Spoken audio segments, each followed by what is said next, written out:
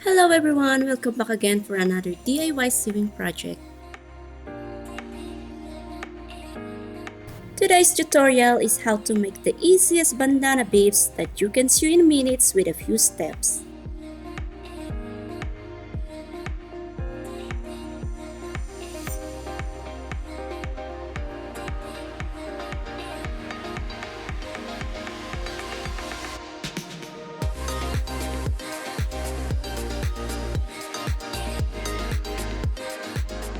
What you need for this project: a muslin cloth, a terry cloth, buttons, and lace.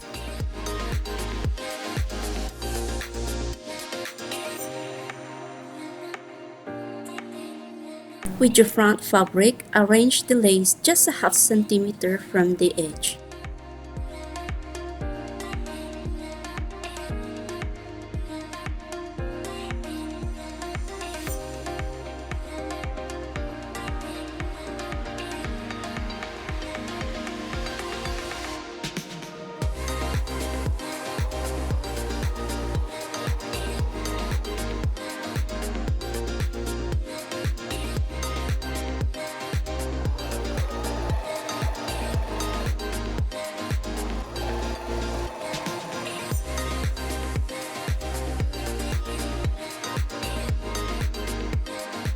Now you should have it like this.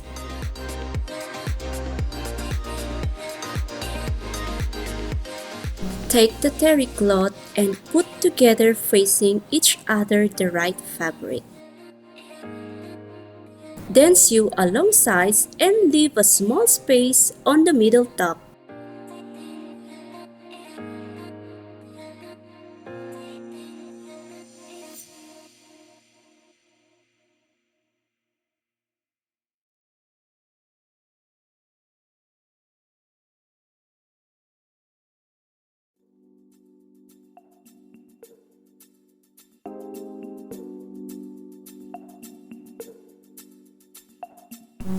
Now let's get back to stitch all the top part.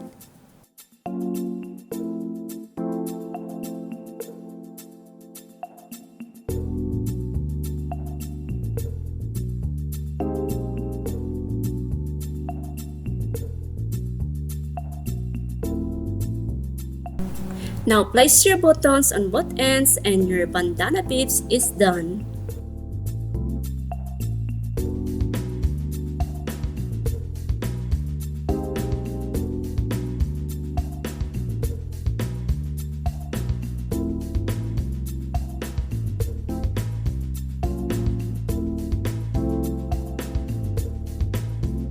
And that's it, simple yet beautiful.